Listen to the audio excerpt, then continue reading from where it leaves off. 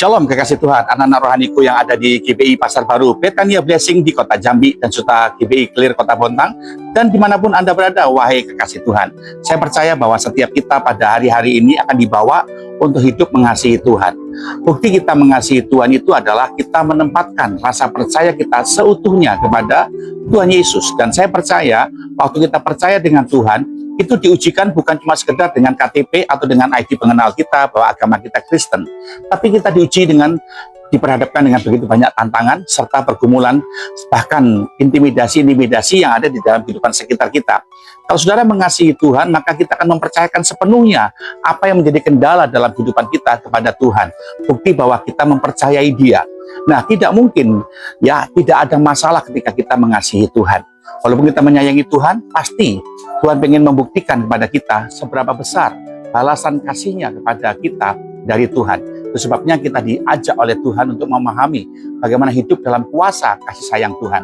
Saya percaya kalau saudara dan saya hari-hari ini sedang berada dalam pergumulan, sedang dalam keadaan kesesakan, itu adalah suatu panggilan ilahi dari Tuhan buat kita mampu mengandalkan Tuhan sebagai pribadi yang kita sayangi. Nah, ada banyak dan tantangan dan hidup kita bahwa Tuhan yang mengasihi kita mengizinkan kita mengalami banyak pergumulan. Masalah sana, masalah sini, kesulitan sana, kesulitan sini. Dan Tuhan melarang kita untuk lari daripada Dia. Kenapa? Karena kita nggak akan bisa maksimal. Justru dalam keadaan tantangannya besar, kita harus menguatkan rasa percaya kita. Bukti bahwa kita mengasihi Tuhan. Kita menempatkan seutuhnya rasa percaya kita kepada Tuhan. Intinya saudara, ketika Yesus berkata, jangan kamu khawatir tentang apapun juga, Dia ingin mengambil alih semua kesulitan kita. Dia ingin mengambil alih semua tantangan kita. Kita ini cuma pelaksana saja. Inisiatornya dan finishernya itu adalah Tuhan Yesus sendiri.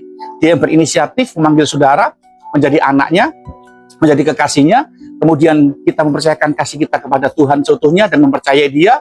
Kemudian Dia mengizinkan banyak hal sesuatu kasih. Ya, tantangan, intimidasi, kesulitan.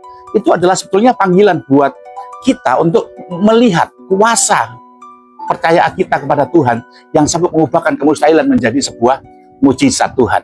Nah, kalau sudah mengasihi Tuhan, harusnya kita bisa melihat apa yang dikatakan dalam Roma pasal 8 ayat yang 31 dikatakan di sana. Sebab itu apakah yang akan kita katakan tentang semuanya itu? Jika Allah di pihak kita, siapakah yang akan melawan kita?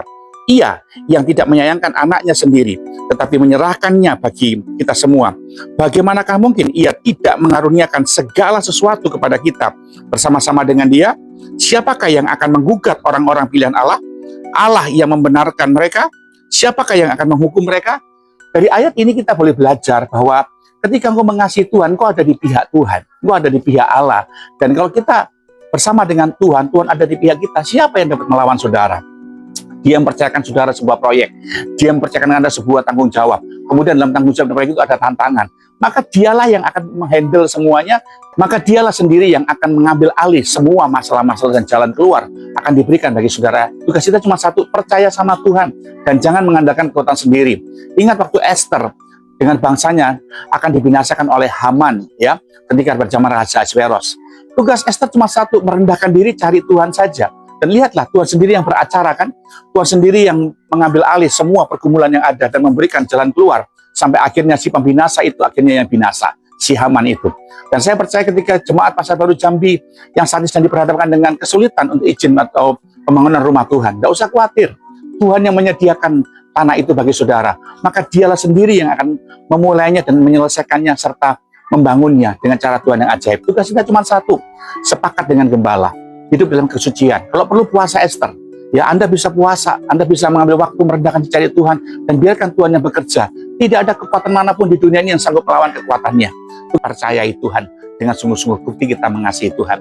Dan lihatlah, di setiap proyek-proyek yang Tuhan berikan bagi orang pilihannya selalu saja ada masalah. Ya Tuhan tidak pangku tangan, Tuhan tidak berdiam diri. Waktu Israel keluar dari tanah Mesir, ada tantangan, tapi Tuhan membela.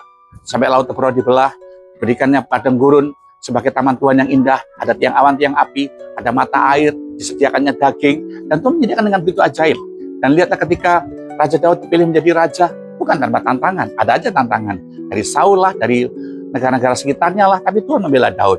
Dan lihatlah ketika Nehemia dan Esra diperintahkan Tuhan untuk membangun ya dari sebuah kerinduan bait Allah dan tembok Yerusalem. Ada aja tantangan, ada Sanballat, Tobiat, tapi lihat Tuhan membela dan campur tangan semuanya. Asal satu, percaya dengan Tuhan. Demikian juga Esther, ya Tuhan menyediakan dengan cara Tuhan yang ajaib, pembelaan yang ajaib. Itu sebabnya rapatkan barisan, wahai jemaat Pasar Baru Jambi, tetaplah sepakat dengan gembala, ambil waktu doa sama-sama. Kalau perlu ambil waktu puasa, doa bareng. Tidak ada yang tidak bisa. Ingat Amsal 21 ayat 1. Ya, hati raja itu di tangan Tuhan seperti batang air.